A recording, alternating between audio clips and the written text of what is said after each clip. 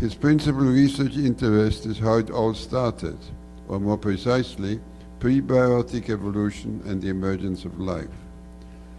And that is also the topic of his lecture, which is entitled, The Origin and Early Evolution of Life.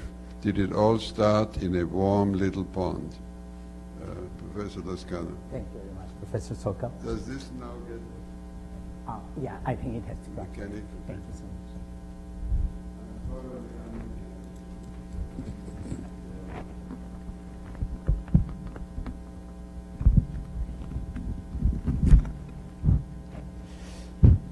Thank you very much, Professor Sokal. Well, thank you for the invitation. And yes, I don't think I ever had to undergo so many ordeals to be able to attend a meeting in the United States, missing a train, missing a bus, getting the taxi driver that got lost, and in fact, promising at the American Embassy in the United States that I had to get back my passport, not because I had lied about my health or political status, but because I had to attend a meeting here.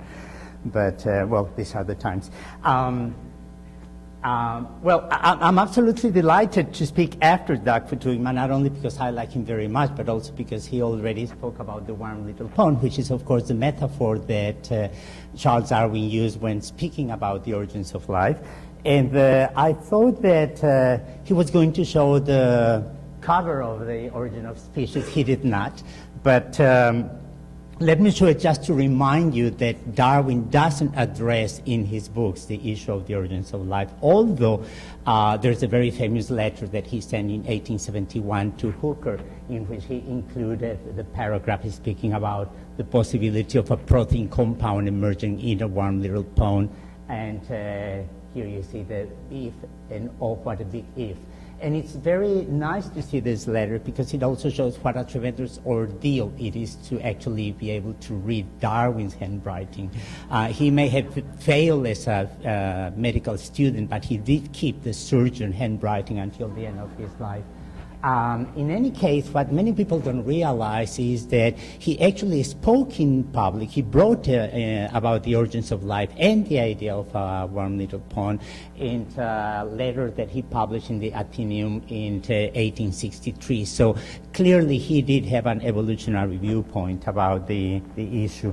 The question mark is well deserved because, of course, we do not know how life appeared. Nevertheless, I think it's very good to be reminded that the major thinking about the origins of life actually developed as a result of the framework provided by the ideas of Charles Darwin.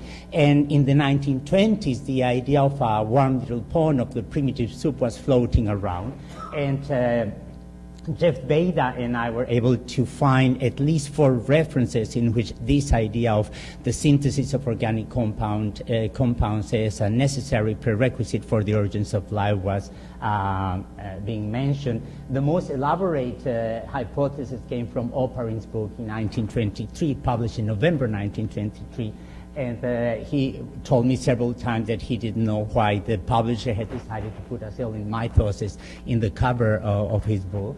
And just as a reminder of the political atmosphere of the times, I have to say that the phrase up here says "workers of the world unite," which is, of course, the famous final line of the Communist Manifesto.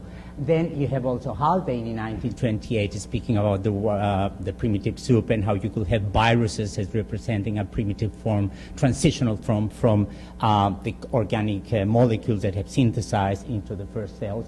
And there were a couple other people that actually proposed the same idea, although they never actually developed a full theory about it.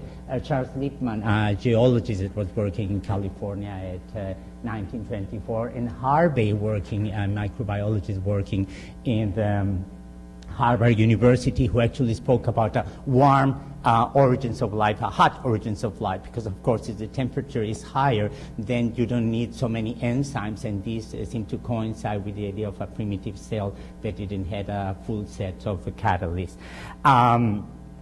Having said this, I think that it's important to be reminded that, first of all, life is a very ancient phenomenon on Earth.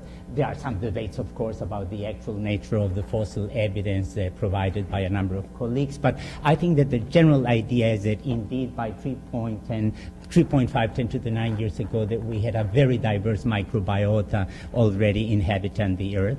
And this is provided also by the fact that the isotopic evidence points towards different metabolism, like photoautotrophy, like perhaps methanogenesis, and so on.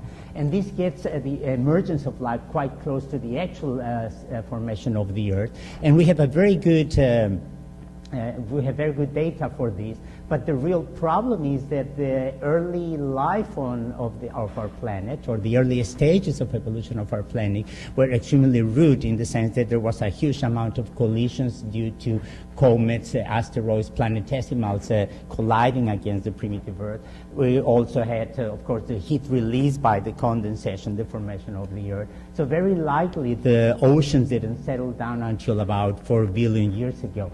And our big problem is that we don't have any sedimentary rocks from this period, which means that we have no idea of the actual pH of the primitive oceans, the temperature of the Earth, the composition of the atmosphere.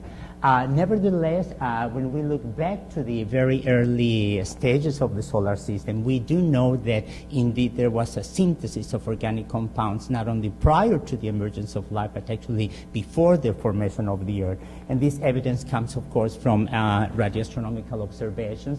There is a tremendous array of organic compounds, about 150 different chemical species detected in interstellar clouds. We know that these clouds actually undergo condensation and form planets, and by now there are over 300 solar systems that have been detected. So the theory and the observations coincide extremely well.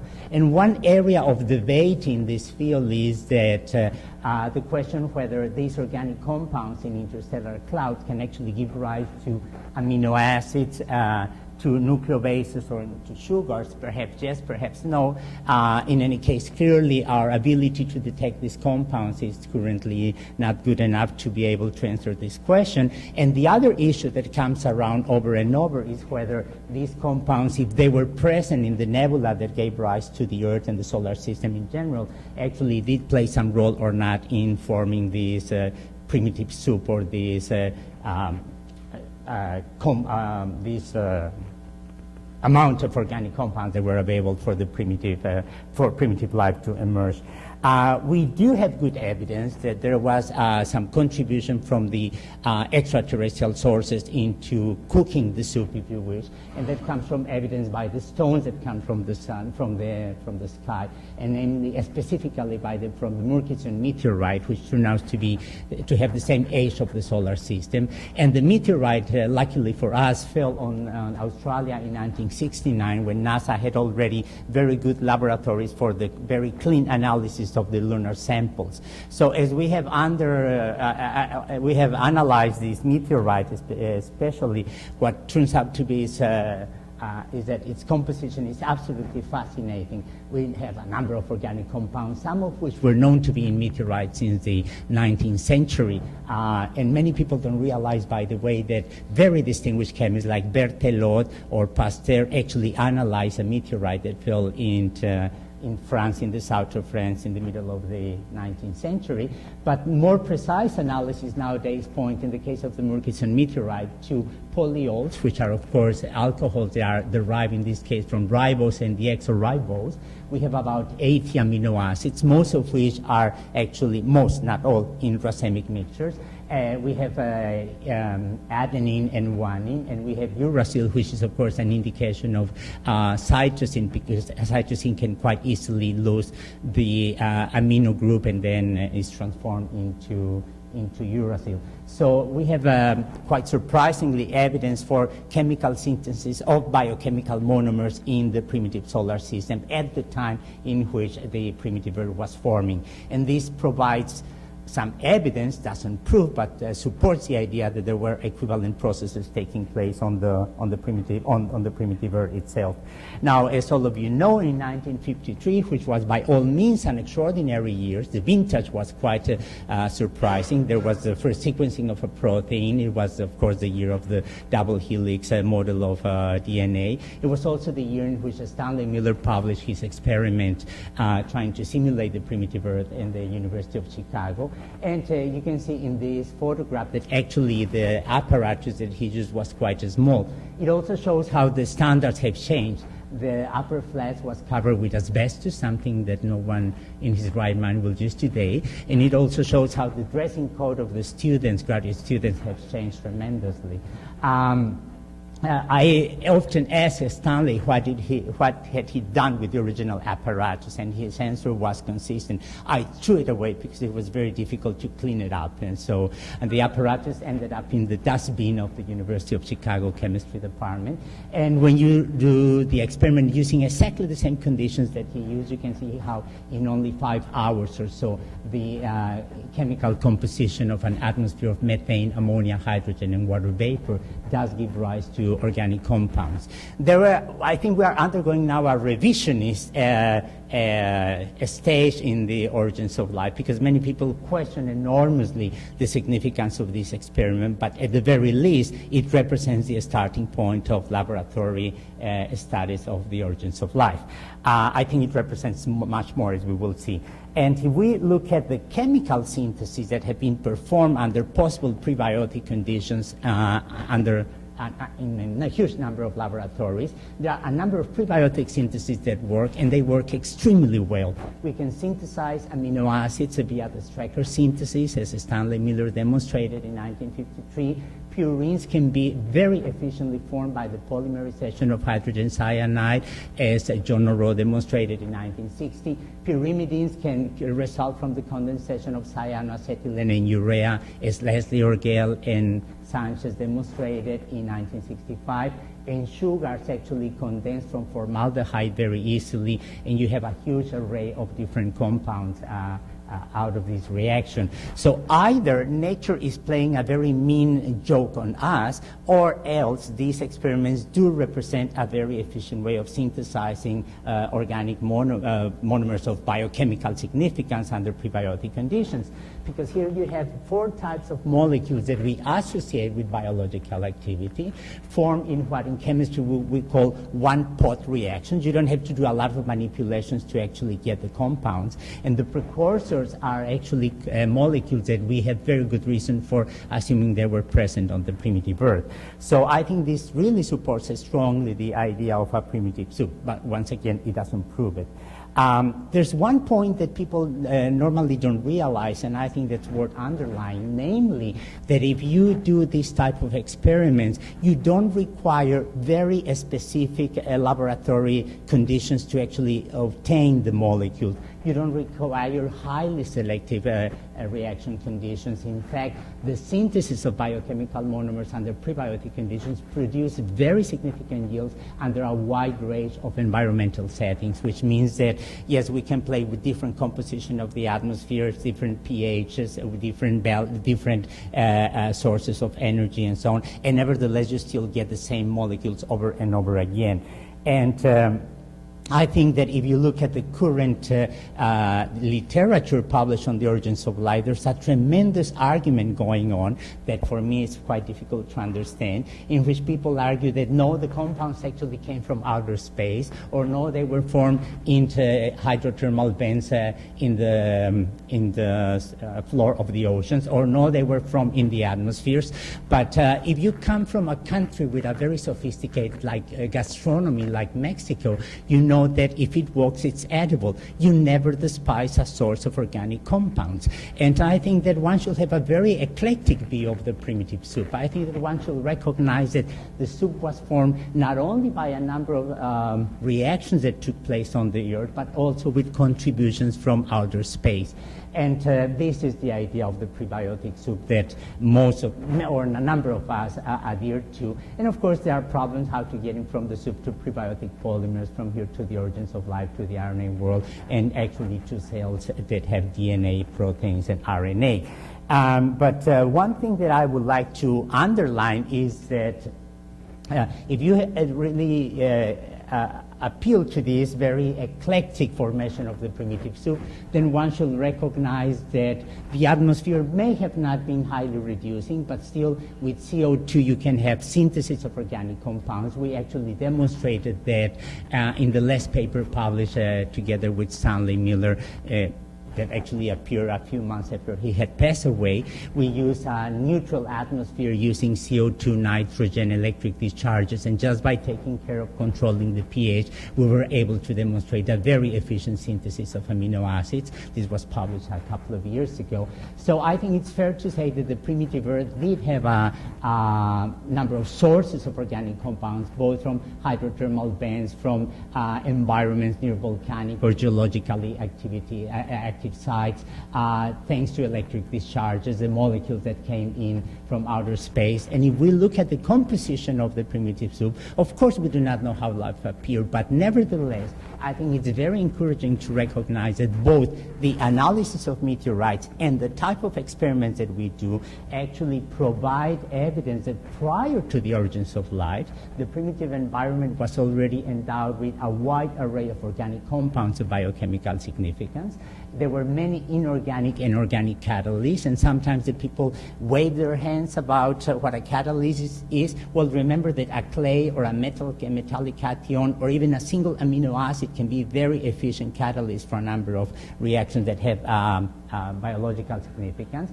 We know that very likely there were also purines and pyrimidines in the primitive Earth, which means there's potential for template-directed polymerizations. And finally, we have evidence both from the meteorites and both from experiments done in our labs of membrane-forming compounds. So you have here a number of traits that we normally associate with cells: catalysis, the possibility of replication, and the possibility of individuality by means of membranes that will need no enzyme, no energy, just to form monolayers or bilayers or micelles or liposomes that can become quite easily microreactors. And one of the most surprising experiments done in this regard was actually reported a year ago by Jack Shostak's lab. And what they did was to have liposomes. In the inside liposomes, you had single-stranded DNA, and outside activated ribonucleotides. And very much to the surprise of everyone, these ribonucleotides were actually able to go across these this bilayer, this membrane, polymerize non-enzymatically inside inside the liposome, and then as the ratio of surface to volume change, the liposome will break into a number of smaller droplets into which the reaction could go over and over again. Of course, this is not demonstrating that these things are alive. Nobody's claiming that, but clearly you have here the possibility of having microreactors, microchemical reactors in confined environments that provide a very good model of the precellular system that may have preceded life itself. The real question is, how do we go from those things into the so-called central dogma? How do we go from those things into DNA that can replicate thanks to proteins, and proteins that actually catalyze the replication of DNA? And of course, this is a scientific issue, but if you look at the literature, at the papers published between 1950 and 1965, it's fascinating how the problem became very ideologized. On the one hand, you had the more conservative scientists preferring the idea that DNA came before proteins. On the other hand, some of my more leftist colleagues preferred the idea that proteins came before, and they were always quoting Engels, who in turn was not quoting properly Haeckel, but the idea was that no, proteins came before. And just to give you an idea of how intense the debate became, I have to say that in 1961, Hermann Müller published a paper in the American Naturalist, the foremost journal of evolutionary discussions at the time, in which he argued that Oparin's reluctance to accept the precedence of DNA over proteins was part of a Soviet conspiracy to overthrow genetics worldwide. So this is absolutely fascinating, because it shows you how not only the political background but also the discussion of what life actually is were shaping and are still shaping, of course, the discussions. And then all of you know that the ugly duckling of molecular biology, which is RNA, tuned to be out very likely the predecessor both of proteins and of DNA. And I always like to show this photograph because it really demonstrates what extraordinary insight 3 different scientists had independently about the possibility of RNA molecules preceding both proteins and DNA. And this was an idea put forward independently by Carl Woese in 1967. And although they share secretary and their offices were very closely located, and they normally had lunch 4 days a week, Leslie Orgel and Francis Crick never spoke to each other about the possibility of RNA coming before proteins and before DNA.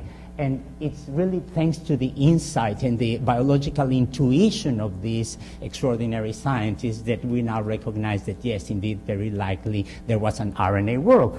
And to make it stated briefly, the RNA world hypothesis basically says that prior to the development of proteins, prior to the emergence of DNA, replicative RNA was encoding, replicative RNA was replicating replicative RNA was encoding catalytic RNA, which in turn was helping to replicate RNA. And if you want to think this in terms of the primitive world, keep in mind that it was not pure laboratory conditions, but you must have had as well amino acids, oligopeptides, lipids, sugars, clays, metallic cations, and so on. So it was a very, some people will call it chemist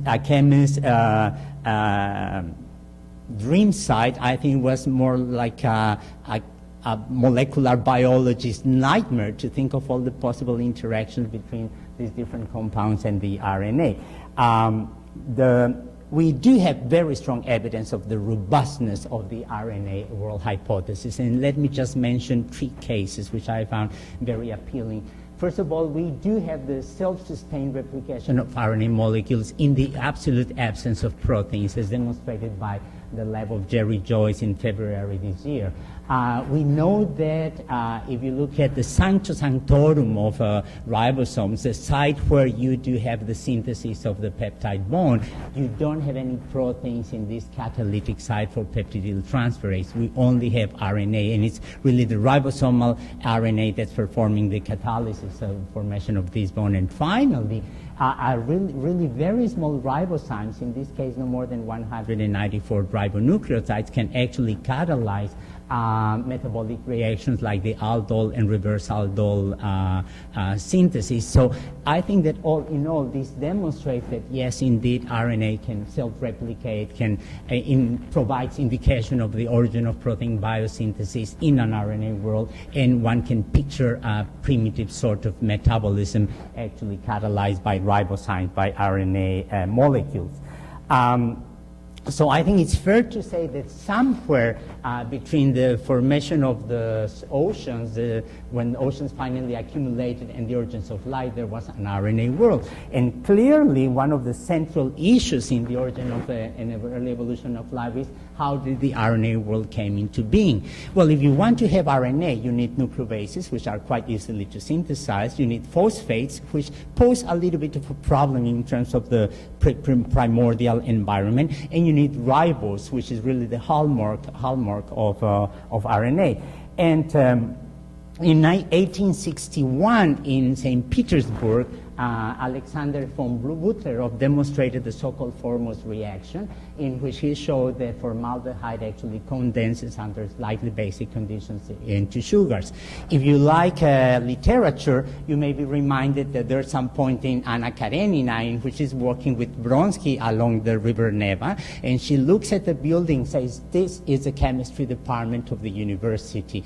I wonder what's going on inside that building, as I would like to wonder what's going inside my heart. Well, what was going on inside that building was precisely because the age at the times coincide. This was synthesis that Butlerov was performing.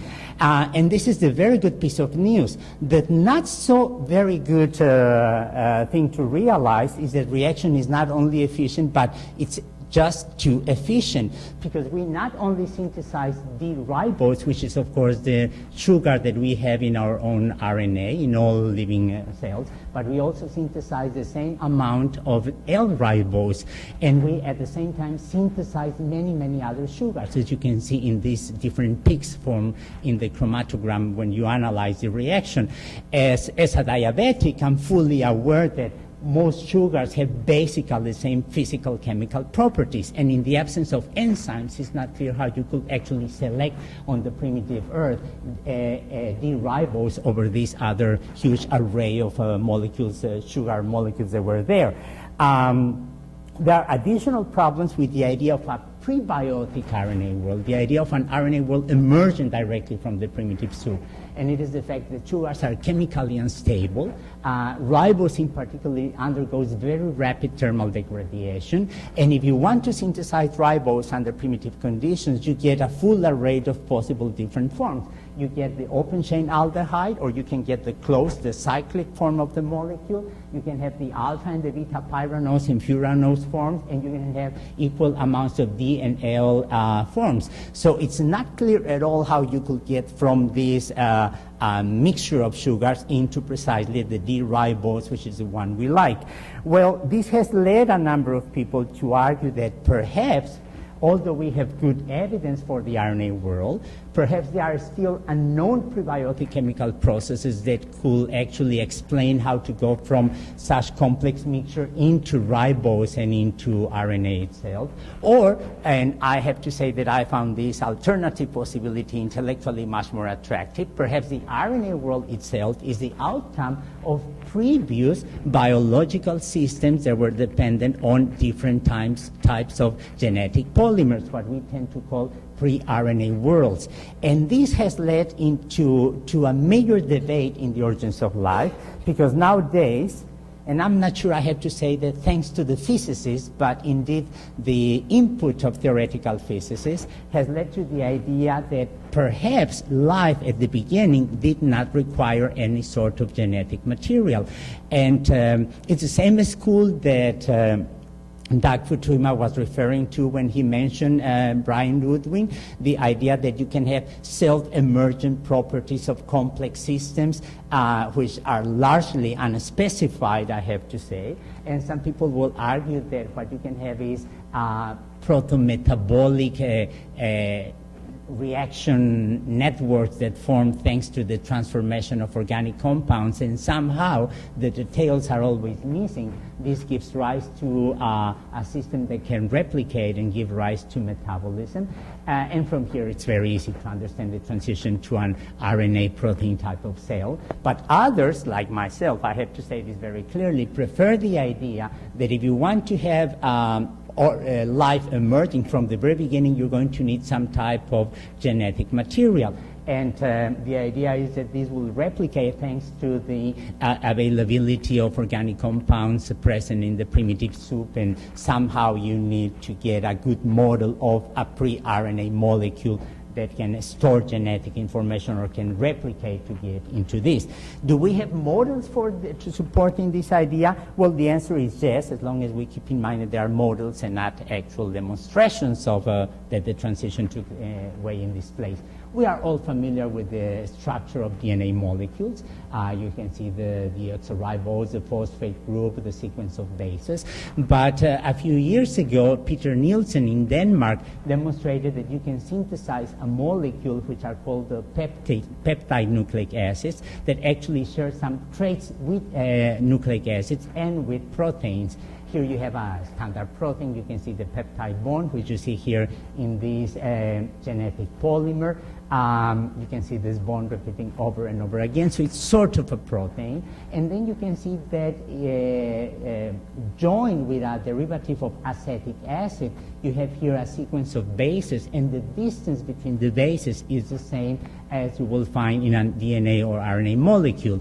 And experiments done by Leslie Orgel and a number of collaborators actually showed that you could use these molecules as templates to polymerize DNA or RNA. So you actually can form sort of double helix type of molecules and so on, with a molecule that has no phosphates, no sugars, and that is not so difficult, by the way, to synthesize under possible prebiotic conditions. So this is the type of model polymer that we think could represent what came before RNA. But once again, this is a very active area of research. It's now in the middle of tremendous discussions and so on.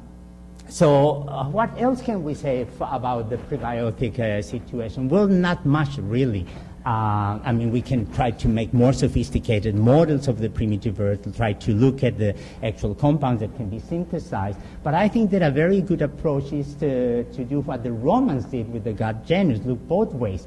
And if we look on the other way, in the case of the fossil records, one of the problems that we face right away is that the hypothesis of an ancestral RNA world depends on the catalytic versatility of ribozymes. You cannot deduce the presence of the RNA world on the basis of phylogenies. In fact, it's not clear that molecular phylogenies can be extrapolated to an evolutionary period prior to the existence of ribosome-mediated proteins. So I'm very skeptical of those claims that say, well, if you have hyperthermophiles at the base of universal trees, that implies a hot origins of life. By no means. We have no ways of asserting that for sure. But we can actually provide some interesting information by comparing the traits common to eukaryotes, archaea, and bacteria. And of course, this faces a number of problems, but if we actually make the comparison of the increasingly higher number of genomes from bacteria, archaea, and eukarya, in principle, you will get information from the last common ancestor. And a number of groups have done that. And in particular, in the case of my left, what we actually did was to discover about 140 very highly conserved sequences. And in this type of Camembert diagram, you can see how most of these genes have to do in one way or the other with RNA. They are involved in transcription, in translation, helicases, which are involved in the recycling of messenger RNA, ATP synthesis, and very few metabolic genes, most of which actually are related to metabolic pathways. And when we look at these actual molecules, there are a number of surprises. Replication genes are not highly conserved. Remember that we are comparing sequences, not three-dimensional structures. Many conserved gene products are ATP dependent, and we do not have a good theory for explaining the origin of ATP biosynthesis. Ion-coupled permeases are not as conserved as ATP-dependent ABC transporters, which means that on the transition to eukaryotes, there was also some transition in the way the inside of the cell relate with the outside. Transcription and translation genes are highly conserved, demonstrated, of course, by Carl Woese and George Fox and so on. The compounds that are involved in the degradation of RNA are as conserved as compounds involved in the synthesis of RNA. Very few metabolic genes are highly conserved, but most of them have to do in one way or the other with the biosynthesis or degradation of ribonucleotides. And the overall conclusion is that many of the highly conserved genes are related to RNA metabolism, which we interpret to mean that these genes, actually, these highly conserved genes, may include genes that have undergone lateral gene transfer. It's something we cannot discount. Genes may come from different evolutionary stages. The ribosomal proteins may be older than, for instance, these enzymes involved in the biosynthesis of nucleotides, of the oxyribonucleotides. And the fact that many of the genes are involved in RNA metabolism, we believe is an indication, actually, that there was an older dogma, one in which DNA did not appear from at the very beginning, of course, but that you had cell genomes made of RNA and they were already encoding for proteins. Can we get insights into those very early stages? And I think the answer is yes. Many of these sequences, they are highly conserved, have RNA and ribonucleotide binding domains. These may be some of the oldest peptides that we can actually recognize in the current databases. We are actually doing this in my lab, and so far we have been able to detect a number of molecules. There are some of them more specific to eukaryotes that probably came later and so on. So the result is sort of encouraging.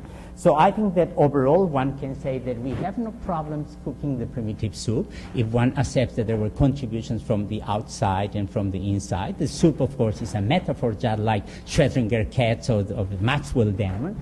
We do not know how to go from the prebiotic soup to the RNA world. That has to be underlined. The question mark remains. I think we have good evidence for understanding that protein biosynthesis first emerged in an RNA world. And of course, DNA, we understand very well how it's synthesized, how universal the process is. I think we can understand the selective pressures that led to this type of genetic polymer, and then you have a diversification of life. Well, I have to say, coming from Mexico, that I like this model of how the RNA world may have taken place. If you go to downtown Mexico, you see the remains of these huge pyramids that we were building very efficiently until 500 years ago. But if you look at the pyramids, they were not built all in one single step. You actually realize that the huge pyramids were actually preceded or were built upon smaller pyramids that in turn were built upon smaller pyramids and so on. And in a way, this is reminiscent of how I like to think of evolution during those early stages. You have a small pyramid, which is the RNA world. From here, you simply add protein biosynthesis, and finally DNA, so we do some kind of molecular archaeology, if you wish to use the words of the expression of Saint Georgie years and years ago. But I think there are two very pressing questions. How did the RNA world originate, and how did protein encoding genes appear? People normally have a very Lamarckian attitude, saying, well, you just put together polypeptides and RNA and some kind of genetic code can appear. Obviously, that's not the way biology works. So I think we really have to understand how these genes first appear and how we can detect them. Thank you very much.